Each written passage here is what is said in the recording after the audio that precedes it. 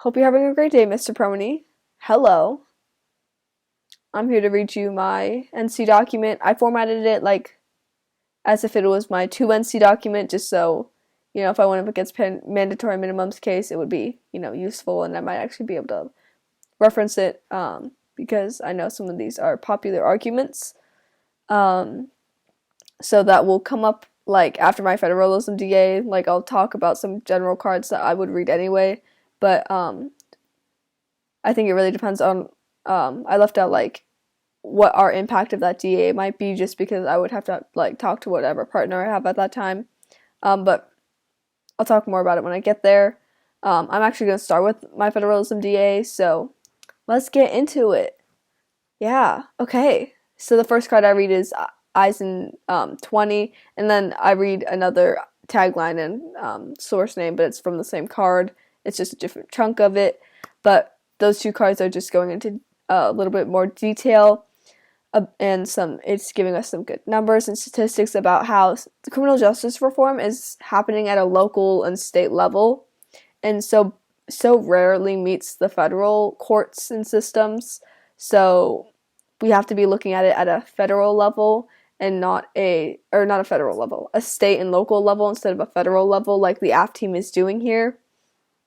And that is particularly bad because whatever impact I choose, I would insert there. I could say, this is particularly bad because then we have too much power within the federal systems, and that could even go to the executive branch, and we could have a dictator. It will lead to us having a dictator, and a dictator would lead to war, and then we're all going to die, But I think that's really something I would talk to my partner about. But yeah, that's what those two cards are saying there through my federalism DA. Before, it's happening at state and local level, not a federal level, so we can't do what the AF team is doing because it's bad, because of whatever my impact is. And next, I go on to the AF claims. They will solve for the racism that occurs in mass incarceration. And we read the Takey 17 card in response to that. Focus exclusively on racial structures in mass incarceration fails and intensifies racial disparities in the carceral state. So what this card is saying is that the AF team's perspective and that they have chosen to take is focusing on racial structures in mass incarceration. And that fails and is bad because it intensifies racial disparities in the carceral state, or it intensifies racial disparities in prisons, and not really jails, but more prisons and people who are incarcerated. That's carceral state. There's a good little quote in there. Tethering reform agenda too tightly to the goal of reducing racial disparities in incarceration could have a perverse result. Smaller disparities, but not necessarily more racial or social justice. Reducing the number of people in prison for low-level offenses can paradoxically lead to greater, not lesser, racial disparities in prison populations. So, I think that quote sums it up pretty well. I really like this card. I think it has some good details. So, that is our response to the AF. The AF, again, is just claiming that mass incarceration is bad, and it can lead to it's a racist system. But what we're saying is that their perspective and their focus and their way they are taking this on is bad, and the way the AF team is doing this is actually going to lead to more racial disparities in the carceral state. So we're saying we cannot do that, because then it'll only be more racism, and racism is definitely a bad thing. And next, they have their econ advantage. In our response to, they're saying mandatory minimums, we're going to go to economic decline. And as an team, we respond to that with decline doesn't cause war. It's as simple as that. Davis and Pelk 17. Under economic crisis, states exercise more restraint. So countries won't be looking to go to war, but they'll be looking for people to cooperate with or to work with to, just bring together during hard times. That it doesn't make sense for states to, or I keep saying states, but I mean, I guess states works, but countries to go to war. It's not going to happen like that. It won't happen. And this is from a lovely professor of international affairs. So, yeah. And then after that, we go into some impact defense on the econ advantage. And we even go on to say that they have it backwards. Economic decline can cause peace. That card just goes into detail about how peace may result from economic troubles. Economic crises lead to austerity pressures. Crises encourage strategic reassessment. So, again, just peace. I didn't know where I was going with that sentence, but peace.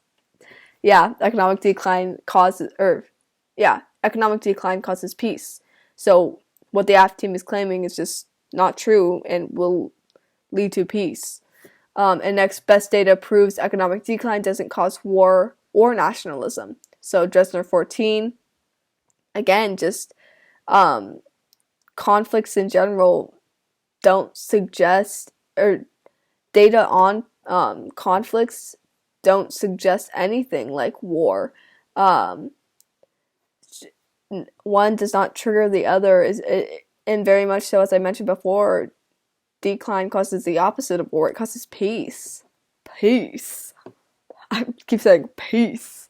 Anyway, and then our next card is that instability from economic decline. So even if you were talking about the instability of economic decline and not economic decline itself, and again, that on top of it doesn't even translate to conflict.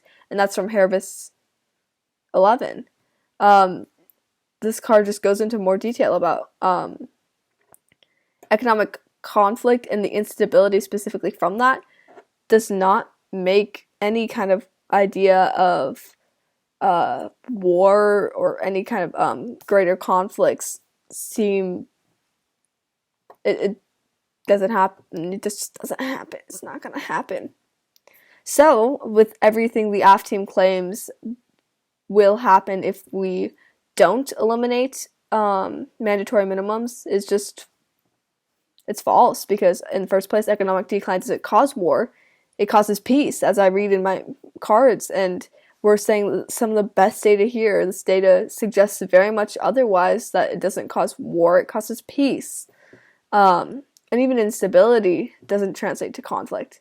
And so the AF team also goes on to say things about mandatory or incarceration will lead to a deadly disease. Easterbrook 18 is a card I read against that. Some impact defense, that there is no disease impact. It won't happen, or even if it does happen, it won't be unstoppable.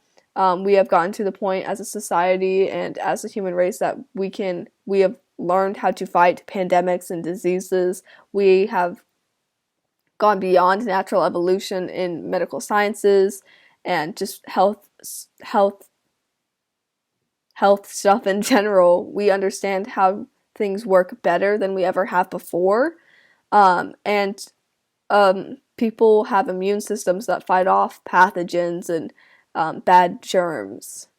And people have more access to antibiotics and medicines than they have before. And we know more about sanitation practices now than we did before. So at this point, we have gotten to a point where we can contain or even prevent disease.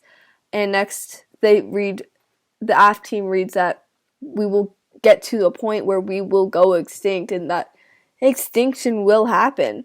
But in our card Turkin and Deckenberger 18, we go into detail about the fact that pandemics won't kill all of the population. That's impossible and very, very, very unlikely, because populations are isolated, and lethality at like lethality.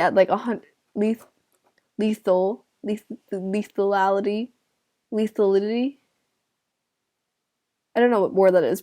I mean, I understand what it means, like lethal, like like deadliness. But I don't know how to say it. Anyway,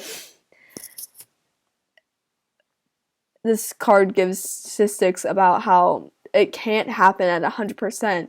It won't happen. So the AF's claim on this is just a little absurd and blown up to proportion. Anyway, they go on to say things about human rights. If the U.S. does this, it will improve our image globally. And we're going to read a card, Amnesty 19. The AF can't solve broader U.S. disengagement within human rights. The U.S. is already disengaging and saying bye-bye to international human rights systems. Just things from the UN to other groups and organizations we have just completely abandoned. And so their claim to, oh, we'll solve this image thing is completely false. The rest of the world already knows this. They know we're backing out of and disengaging with all of these human rights things. So we won't have a beautiful image just for solving for mandatory minimums. And then we read an alt cause on this. U.S. immigration policy and practice undermines HR credibility, as well as lying about said practices. Amnesty International 19. The U.S. has already done so many terrible, terrible things at our own borders to refugees and to people who are seeking asylum, and we're treating them very, very poorly. And the rest of the world knows that the Trump administration specifically has done a terrible job at treating these people like people, and they have targeted these people with certain policies, and that card goes into more detail about which policies those are.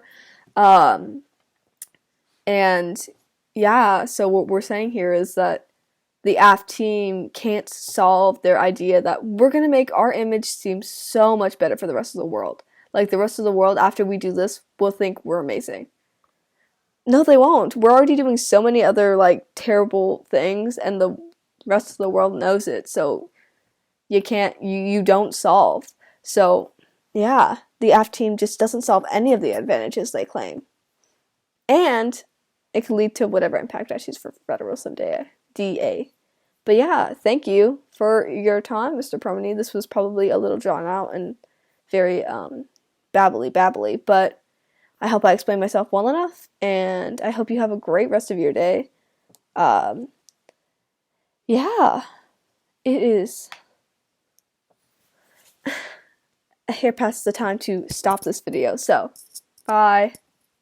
Oh.